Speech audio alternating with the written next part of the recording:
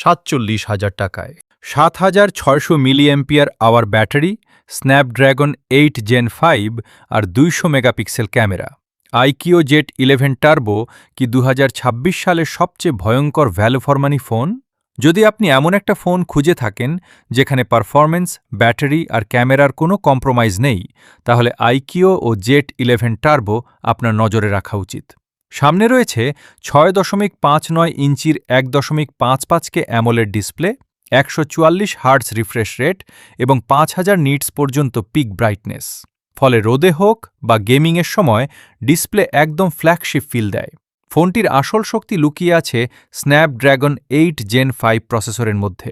Multitasking, video editing কিংবা PUBG, জেনসিন ইম্প্যাক্টের মতো heavy game সবকিছুই চলে অবিশ্বাস্য স্মুথনেসে। ক্যামেরা সেকশনে রয়েছে 200 মেগাপিক্সেল ও আইএস মেইন ক্যামেরা। দিনের আলোতে ছবিতে পাওয়া যায় অসাধারণ ডিটেইল, ভালো ডায়নামিক রেঞ্জ এবং আকর্ষণীয় কালার। সেলফি ক্যামেরাটিও সোশ্যাল মিডিয়া কন্টেন্ট তৈরির জন্য যথেষ্ট শক্তিশালী।